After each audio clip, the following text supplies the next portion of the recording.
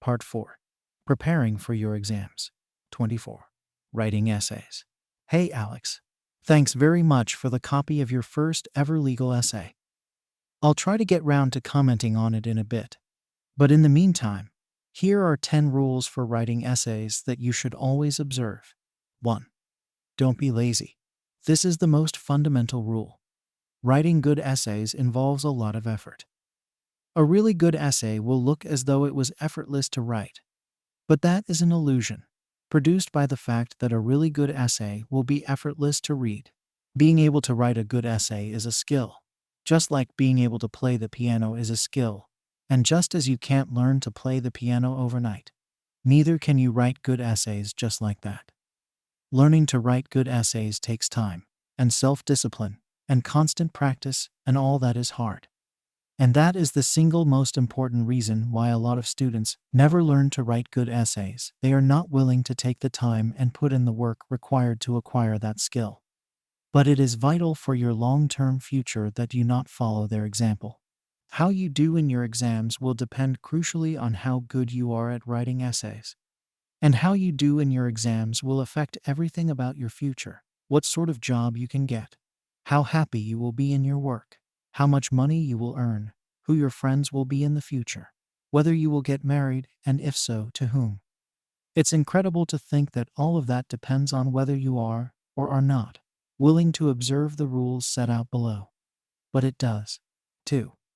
Answer the question. This is the second most fundamental rule. It seems such a simple and straightforward rule, and such an obvious one as well, but it is amazing how often students fail to observe this rule. I was talking some time ago to a colleague of mine about her experience marking essays that students had written for a particular exam. She must have marked over 200 students' papers. She told me that only 3 of those students actually tried to answer the question in writing their essays. Incredible, but true. But the fact that so few students actually bother to answer the question in writing an essay gives you a big advantage. If you make the effort in writing an essay to actually answer the question, your essay will automatically look really good compared with everyone else's. So suppose you are given the following essay to write. The law on homicide is in a mess. Discuss. This is what we call a discursive essay, an essay that asks you to evaluate a particular area of the law.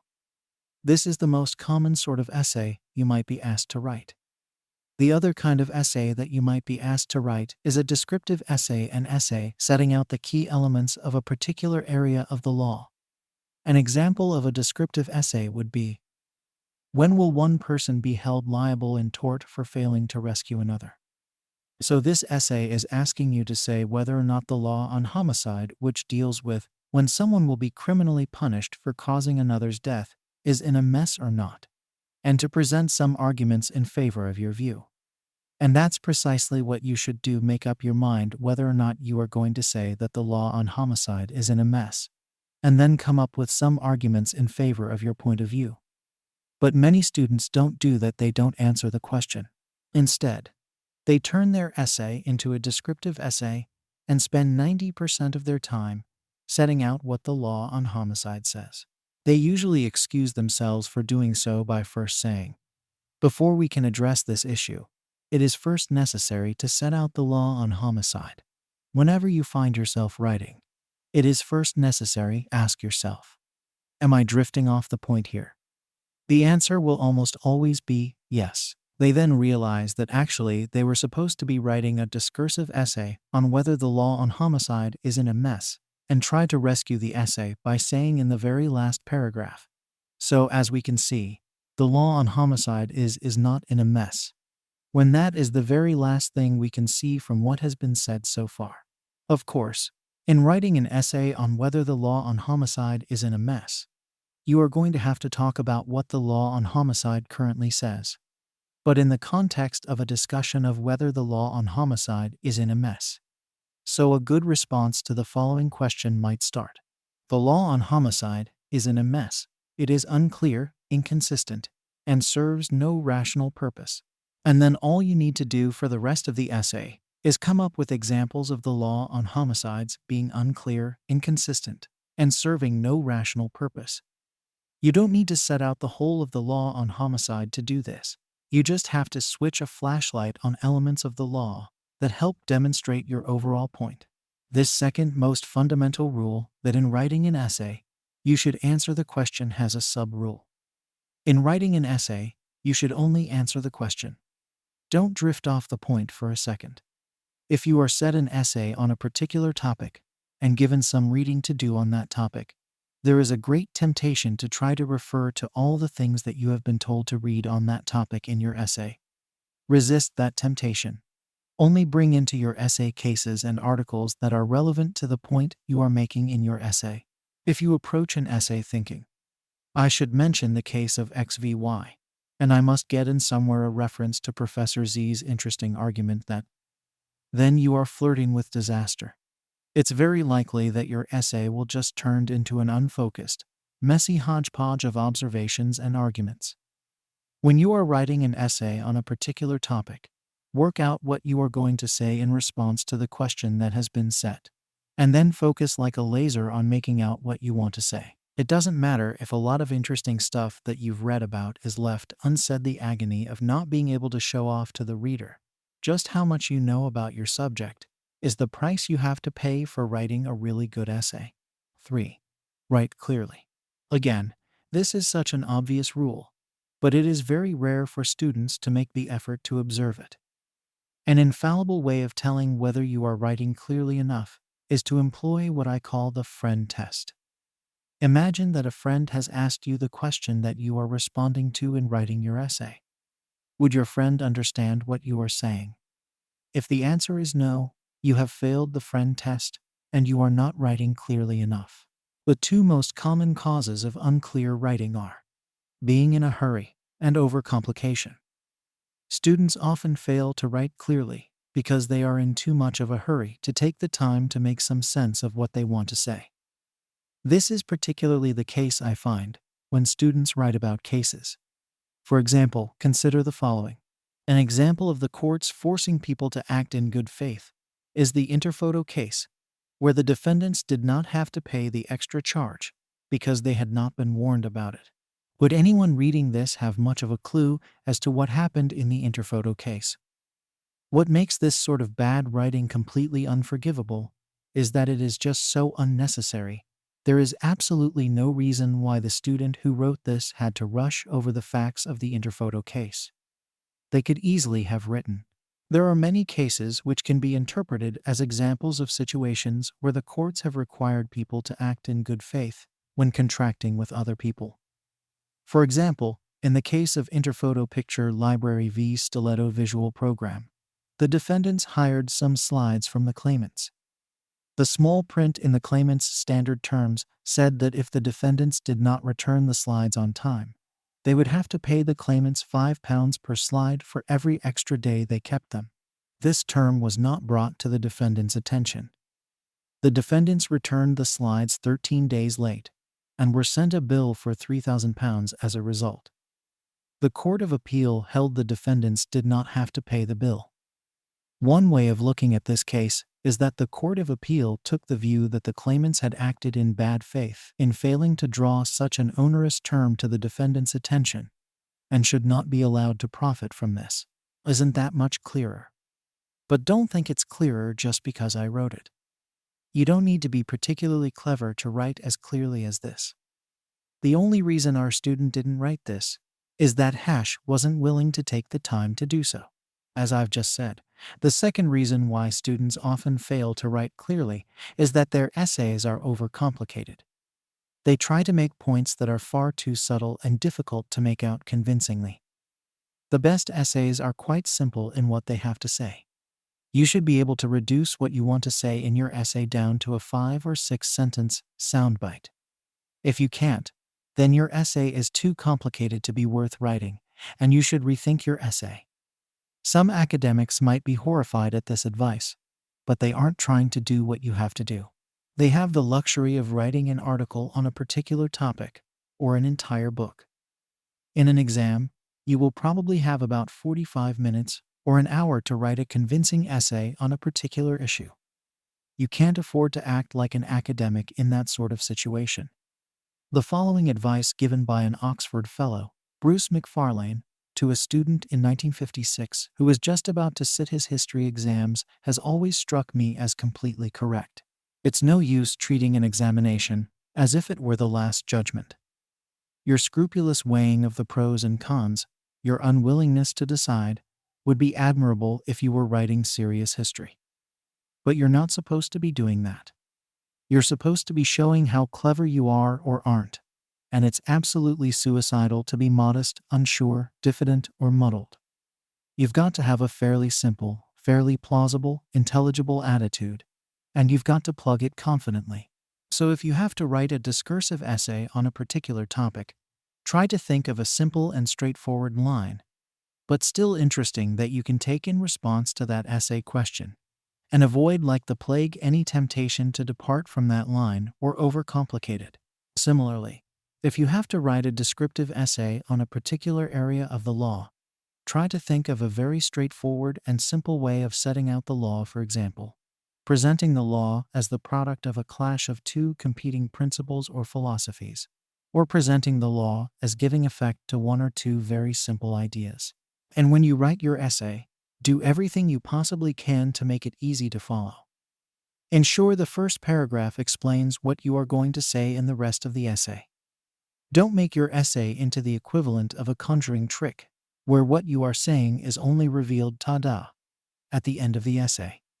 If you have 3 points to make, number them 1, 2, 3, and make sure it's clear that these are 3 different points, and that points 1 and 2 aren't the same points, just written in different ways. Don't force the reader to do the work of figuring out why points 1 and 2 are actually different points. If your essay has a number of different parts, for example, one part of your essay sets out a number of different arguments in favor of the overall point you are making, while another part considers an argument that is commonly made against the point you are making and shows why that argument doesn't stand up.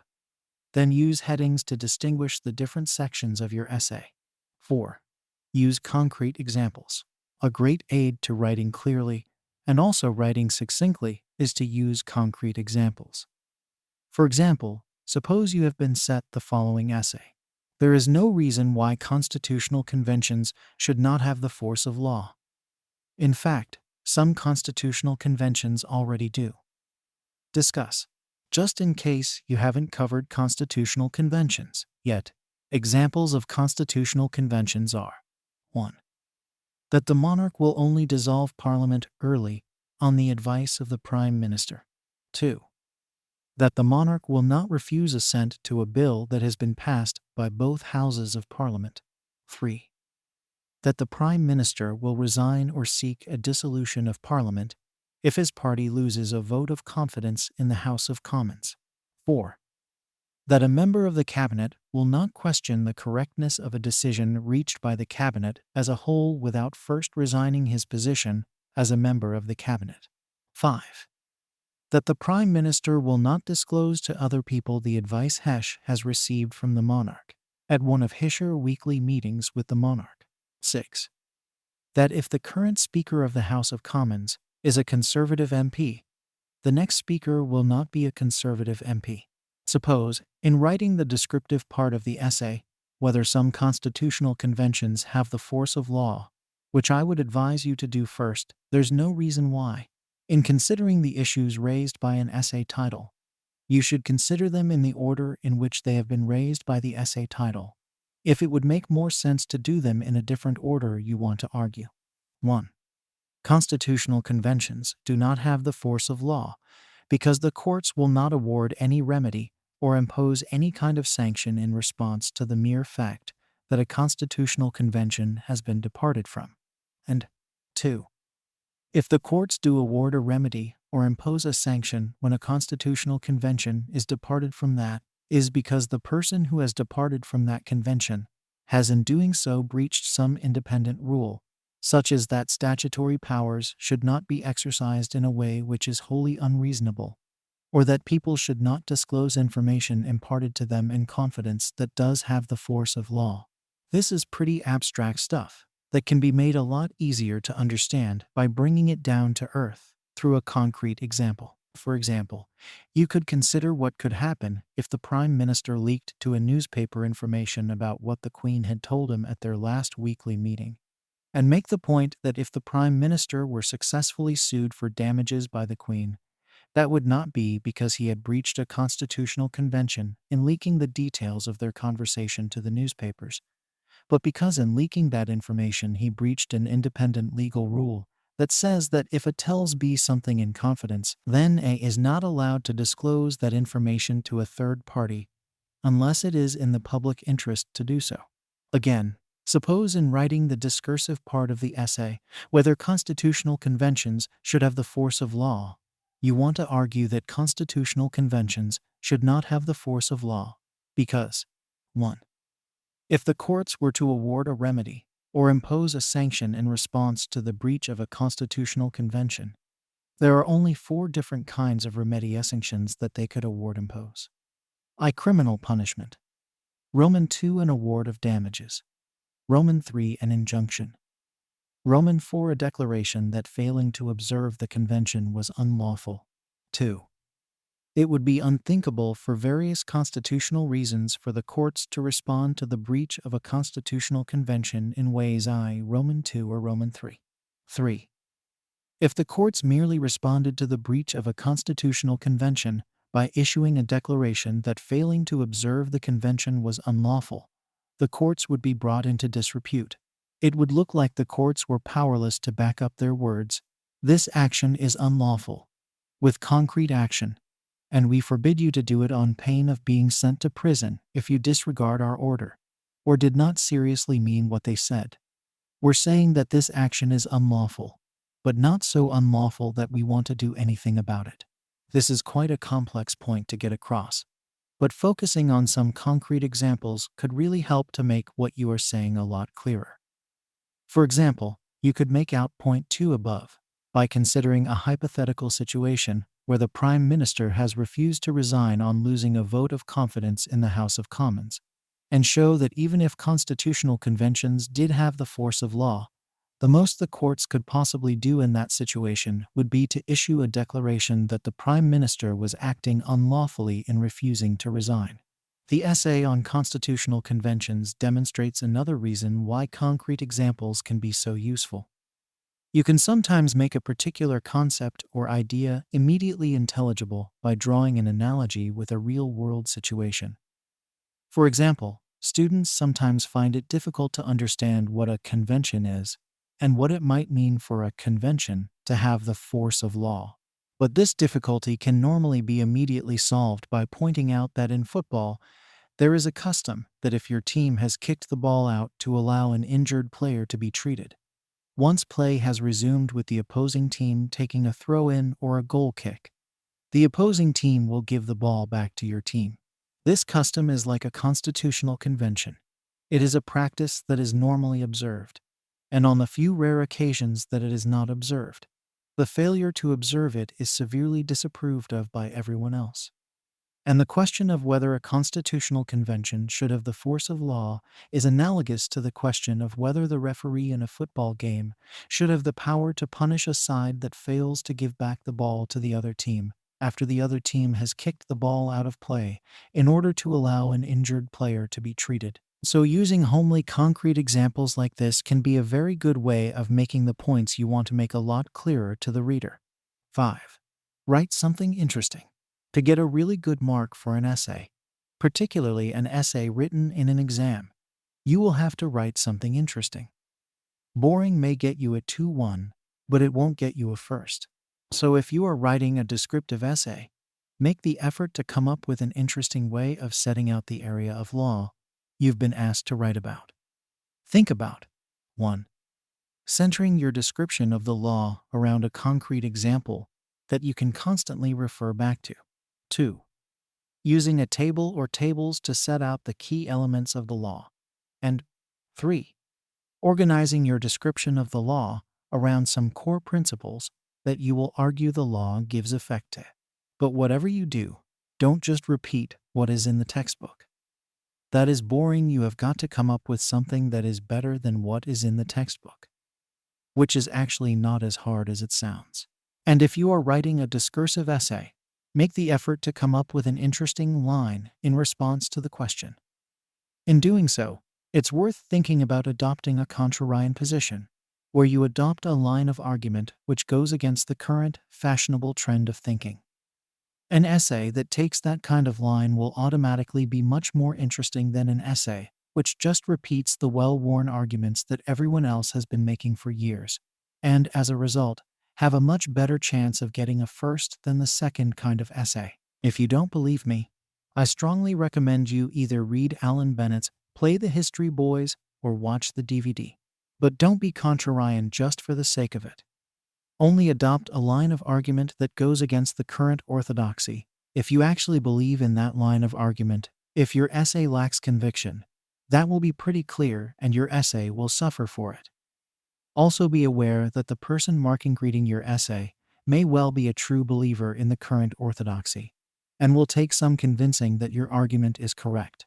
So make sure, if you do adopt a contrarian position in your essay, that you take time to consider the strongest possible arguments in favor of the current orthodoxy, and then show how those arguments do not stand up. Note that I said the strongest possible arguments. If you try to pull a fast one and put up some really weak, what are called straw man arguments against your position, that isn't going to impress anyone, and your easy knockouts will be rewarded with a pretty poor mark. 2 qualifications need to be made to what I've just said.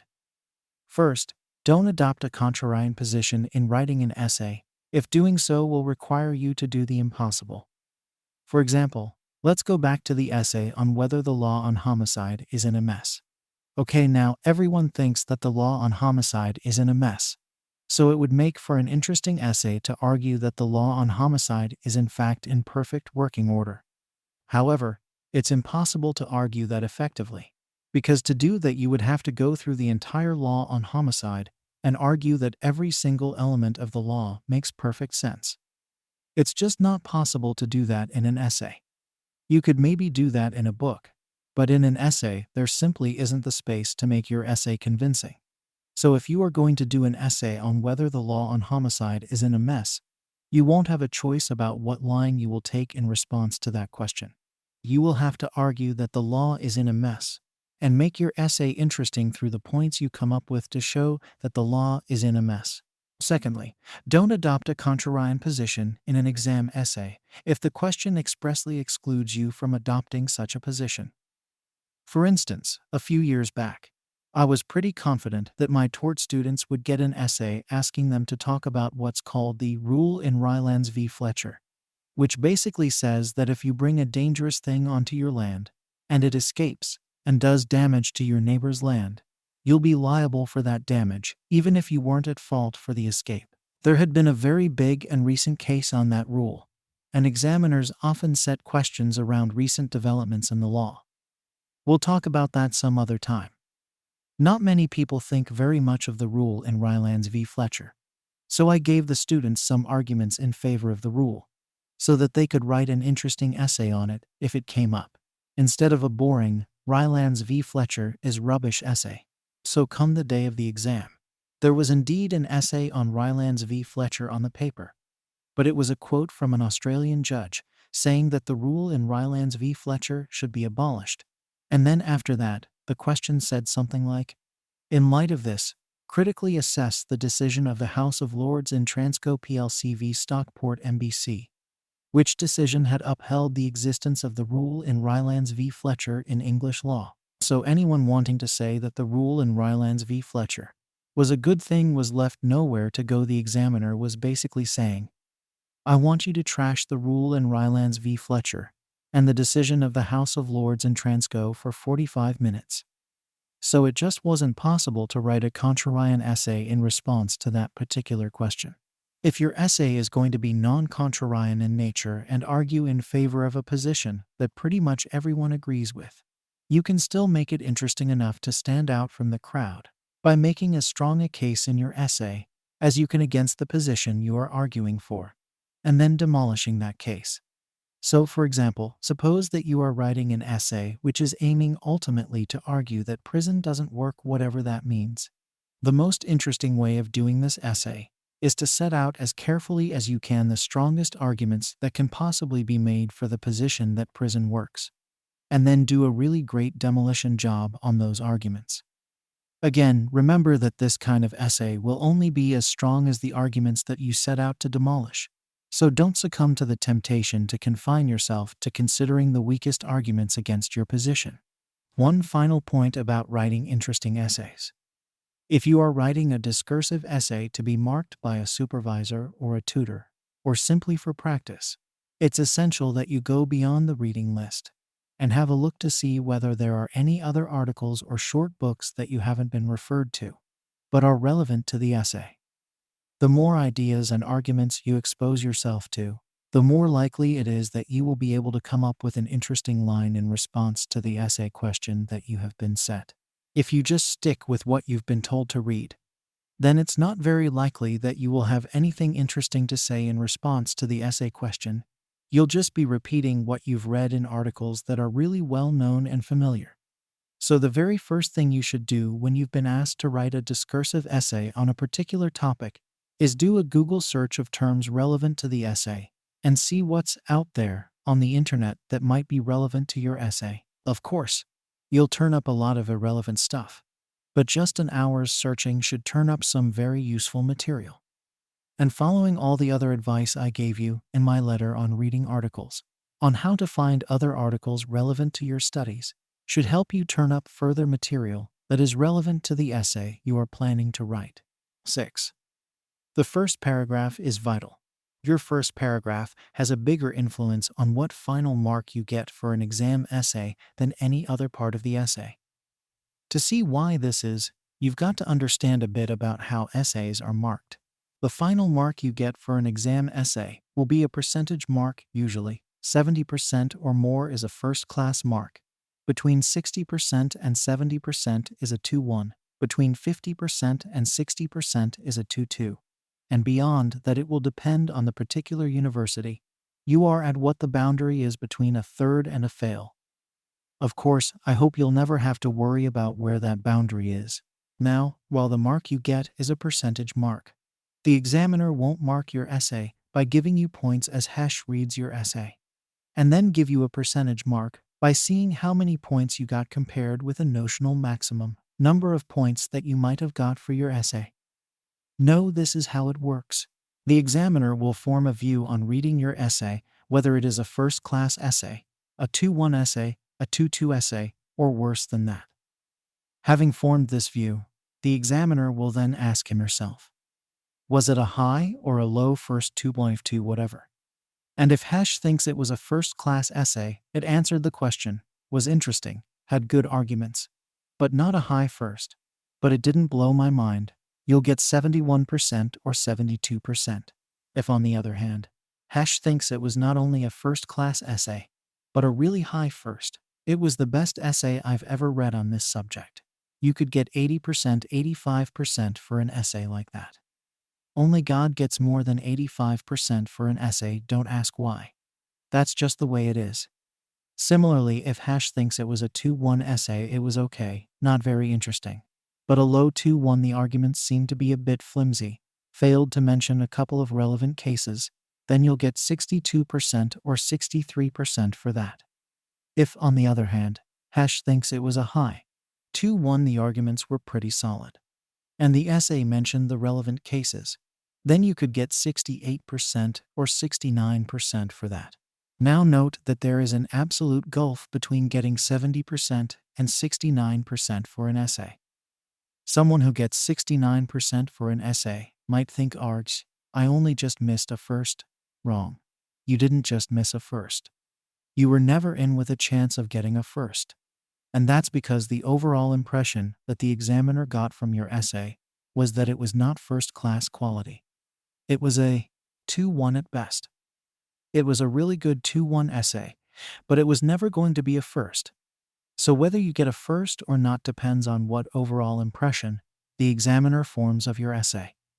And the first paragraph is the most important paragraph of your essay in shaping the overall impression that the examiner forms of your essay. To see why this is so, let's go back to the essay on whether the law on homicide is in a mess.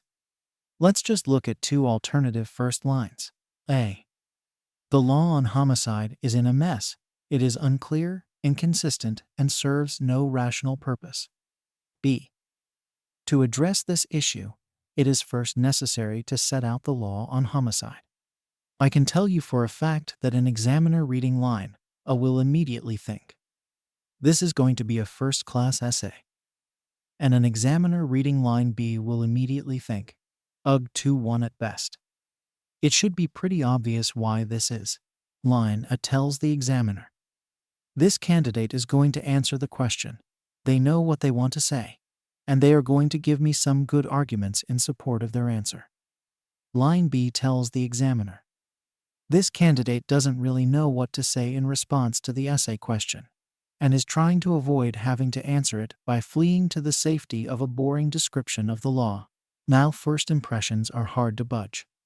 If the examiner starts off thinking that your essay is a first-class essay, then you'll have to do something seriously wrong somewhere in the rest of the essay to dislodge that first impression and end up getting a 2-1. If you keep your nose clean and do what you promised to do in your first line, that is, highlight some elements of the law on homicide that establish that it is unclear and inconsistent and serves no rational purpose, then you will get a first at the end of the essay. Whether it's a high first or a low first depends on how great the execution of the essay is.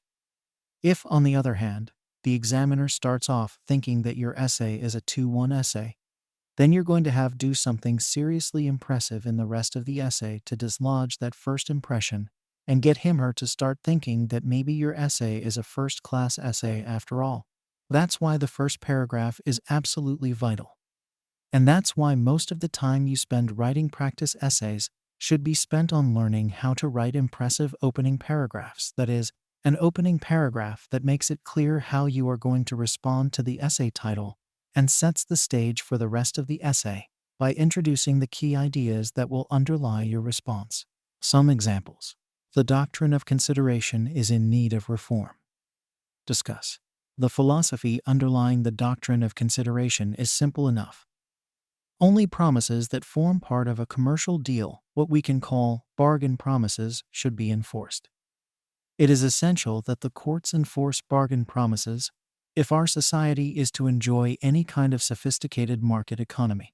In contrast, a gratuitous promise, for example, A's promise to pay B £100 on his next payday, or his promise to pay B £100 a year for the rest of her life to reward her for saving his life, or his promise to waive part of a debt that B owes him is economically sterile, and there is consequently no public policy reason why it should be enforced.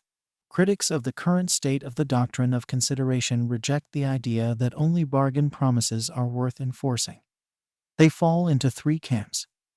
1. Social critics argue that gratuitous promises that have been relied upon should be enforced in certain circumstances. 2. Libertarian critics argue that gratuitous promises that were intended to be legally binding should be enforced. 3. Economic critics argue that there are some gratuitous promises that it is important to enforce for the purpose of ensuring the smooth running of our market economy. I will argue that none of these criticisms of the current state of the doctrine of consideration are valid. Prison works. Discuss. The catchphrase, prison works, is capable of being interpreted in a number of different ways. 1. The prospect of being imprisoned is a more effective deterrent to crime than any other form of punishment available to us.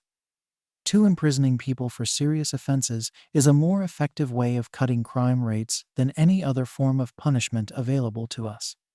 3. Imprisoning people for serious offenses is a more cost-effective way of cutting crime rates than any other form of punishment available to us. I will argue that while claim 1 is true, it is also immaterial whether or not 1 is true. I will go on to argue that while claim 2 is untrue, that is also immaterial. What actually matters is whether claim 3 is true.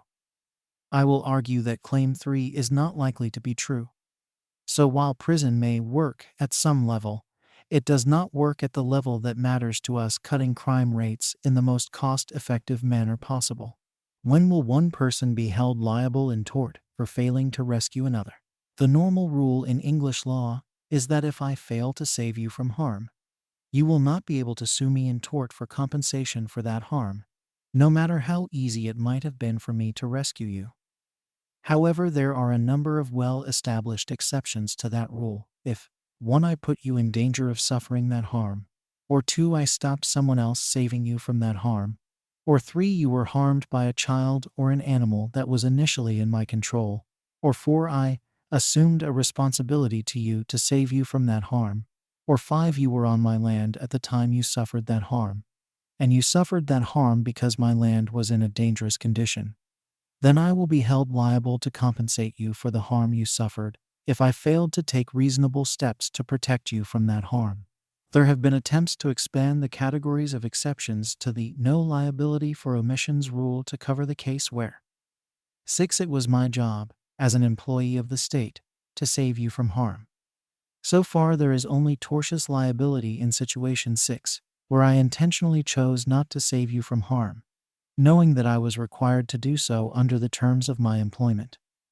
In such a case, you could sue me for committing the tort of misfeasance in public office. But in cases where I carelessly failed to save you from harm, the current state of the law is that there is no tortious liability, though there may be liability under the Human Rights Act 1998 in situation 6. The general rule of no liability for omissions applies. 7. Make sure your essay stands up to scrutiny. Again, a pretty obvious rule, which is routinely ignored by students. Don't make any old point or argument in your essay. Make sure that the points and arguments that you do make do not suffer from any obvious flaws. Always ask yourself, is what I am saying true? What objections could be made to what I'm saying? Do those objections stand up?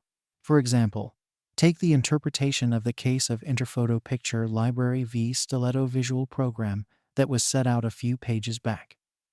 According to this interpretation, in that case, the Court of Appeal refused to allow the claimants to charge the defendants £5 a day per slide for returning their slides late, because the claimants had acted in bad faith in inserting that charge for late return into their contract with the defendants.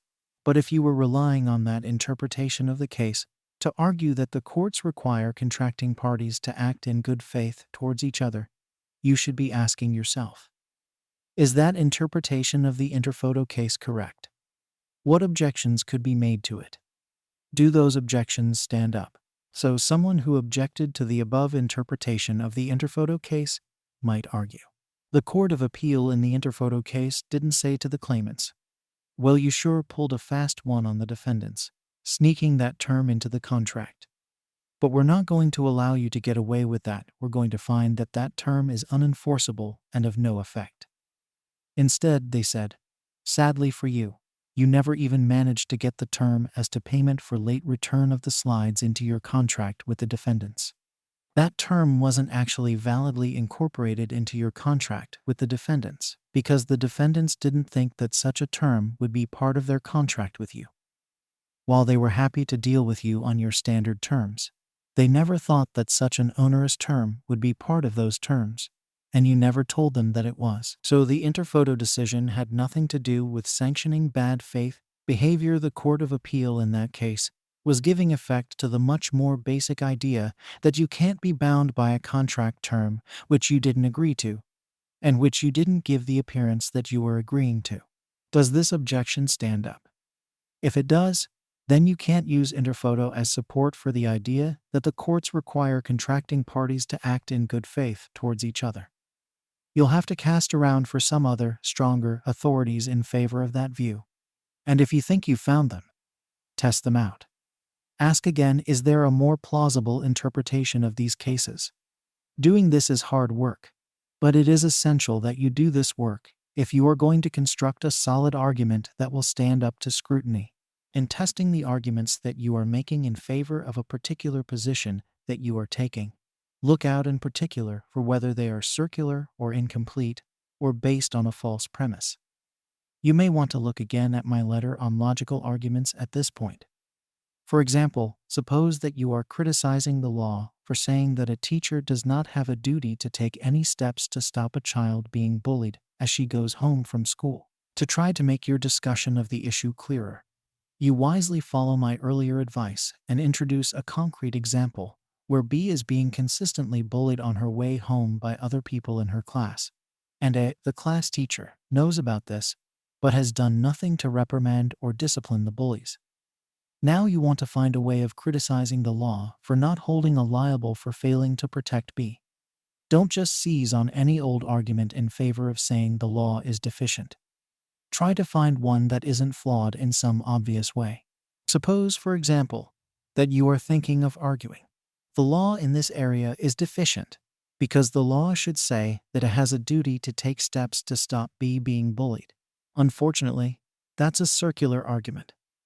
It simply assumes that the point you are trying to establish, that A should have a legal duty to protect B, is correct. Alternatively, you might think of arguing. The law in this area is deficient because B has a right not be bullied. However, this argument is incomplete. B does have a right against the bullies not to be bullied, but that does not establish that she should have a legal right that it takes steps to protect her from being bullied. Maybe you'll try to argue. The law in this area is deficient because it should protect B from being bullied. Sadly, again, that argument is incomplete because while we can accept that it should protect B from being bullied, that does not all on its own establish that the law should step in to encourage A to do the right thing by imposing a legal duty on her that requires her to take steps to protect B from being bullied. Trying a different approach, you could try to argue. The law in this area is deficient because it should protect B from being bullied, and the law should encourage us to do the right thing. However, that argument seems to rest on a false premise. It is not at all clear that the law should always encourage us to do the right thing. We don't have laws against adultery, or being rude to people, or letting your children down, or failing to rescue strangers who are drowning. Finally, we come to an argument that actually seems to work. The law in this area is deficient. The law should encourage us to do the right thing where doing so will not have any seriously adverse consequences. That is the case here. A should protect B from being bullied, and encouraging A and other teachers to do the right thing in this sort of situation will not have any seriously adverse consequences. This argument isn't circular or incomplete. However, you still have to test it out to see whether it rests on a false premise. You've got to ask yourself whether imposing a legal duty on someone like A to protect someone like B from being bullied may in fact have some seriously adverse consequences. 8. Don't avoid a fight. Students sometimes seem to think that if they mention any arguments that run counter to the point that they are trying to make in their essay, that will somehow undermine and weaken their essay. So they just concentrate on the arguments that support their case and ignore any opposing voices. The truth is quite different. If you don't mention any obvious arguments that run counter to the general thrust of your essay, that will look like a sign of weakness. It will look like you are avoiding dealing with those arguments because you know you have no response to them. A strong essay will make the arguments in favor of its position, and then consider the arguments against its position and demolish those opposing arguments. And again, don't try to pull a fast one by introducing some weaknesses into your opponent's position that will make it much easier for you to dismiss him or her. Doing so will only weaken your essay. 9. Pay attention to the details. There's a saying, don't sweat the small stuff. That is, don't get worried about small things. Please do sweat the small stuff when you are writing an essay. Little slips in spelling, grammar, and punctuation can create a terrible impression and result in your getting a lower mark than the content of your essay deserves. So it's Act of Parliament, not Act of Parliament. And it's always means it is or it has. So never write it's if you don't mean to say it is or it has. Write it's instead. It's the European Court of Human Rights that ultimately decides whether someone's rights under the European Convention on Human Rights have been violated, not the European Court of Justice. Avoid run-on sentences that squash together two or more different sentences into the same sentence. They make you look illiterate. See what I did there? Don't refer to Hoffman LJ's decision in Stoven v. Wise. His decision in that case was given in the House of Lords, not the Court of Appeal. And so it was Lord Hoffman's decision, not Hoffman LJ's. If you want to refer to the major reason for the decision in a case, talk about the principal reason for the decision. If you want to refer to the idea or theory underlying the decision in a case, talk about the principle underlying the decision. Defendants in tort cases are sued, they are not prosecuted. An unsuccessful defendant in a criminal case is found guilty of committing a particular offense. He is not held liable for committing that offense. 10. Don't plagiarize. I can't believe I have to say anything about this, but as plagiarism is a growing concern for university authorities, I guess I should. Plagiarism involves stealing someone else's ideas and passing them off as your own. The someone else is normally an academic who has published a book or an article. Plagiarizing an academic's work usually involves either 1. Copying out chunks from his or book or article into your essay without acknowledging that those chunks did not come from your head, but came from someone else's published work. Or 2. Setting out an idea or concept that Hesh came up with without acknowledging the source of that idea or concept. Plagiarizing someone else's work is just dumb, and not just because you might be caught out and embarrassed or worse. Let's take the first form of plagiarism, writing an essay by copying out chunks from a book or article that someone else has written. This is not going to help you in the long run.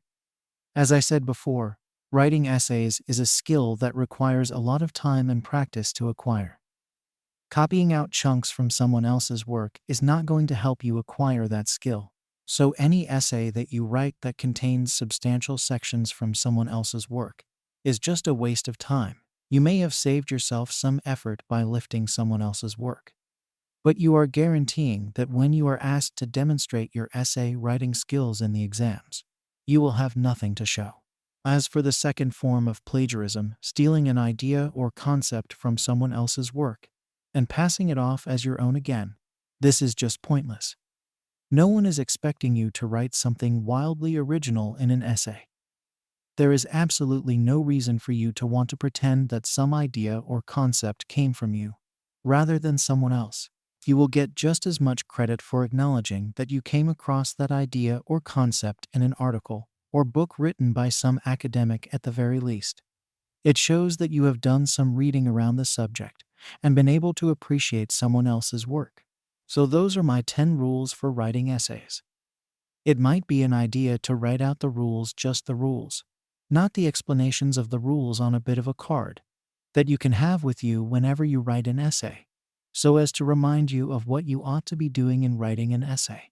Before I finish, I just have one last word of advice. I can't claim any credit for this bit of advice, no plagiarism here. It was actually a suggestion of a colleague of mine here at Pembroke College, Professor Lorraine Gelsthorpe, which struck me as being very sensible. She suggested that in writing practice essays for exams, students should not write them on computers, but should instead write them longhand. The idea behind this is that writing essays in longhand is a very different skill from writing essays on a computer. If you write an essay on a computer, you can write a sentence, see what it looks like, delete bits of it if you are unhappy, and try it again. You can also insert text into the middle of an essay if you think a particular point needs expanding, or you suddenly realize that you should have mentioned a particular case at a particular point in the essay. And you can move text around the essay if you think that it would be more appropriate to have a particular section appear earlier or later on in the essay than it currently does. You can't do any of this if you write an essay longhand. You have to work out what you want to say and how you want to say it before you start writing, because once you start writing, there is no going back. So you have to make sure that your essay plan is a good one before you put pen to paper. Now, writing an essay on a computer doesn't encourage you to acquire this skill. You don't need to have a particular plan when starting writing an essay on a computer. You can just start writing, see how it goes, let a plan emerge as you go along, and revise the text in light of your emerging understanding of what the essay should look like. But it's essential that you do acquire this skill, because you're going to need it for the exam, where unless you have special circumstances, all your essays have to be written longhand. However, For the time being, I would suggest that you continue to write your essays on a computer to enable you to get into the habit of writing some really good, effective essays. Once you've shown yourself able to do that, then I would advise abandoning the computer and writing your essays longhand to acquire the special skills required to write really good, effective essays in exam conditions. If you want to read anything else on how to write good, effective essays, you should definitely get hold of the excellent A Short Guide to College Writing 5th edition by Sylvan Barnett, Pat Belanca, and Marcia Stubbs. It's also worth reading George Orwell's essay on politics and the English language, now freely available on the internet. You should also have a look at chapters 9 and 10 of Thomas Dixon's excellent book, How to Get a First. Okay, I'll be in touch soon about the essay you sent me. Best wishes, Nick.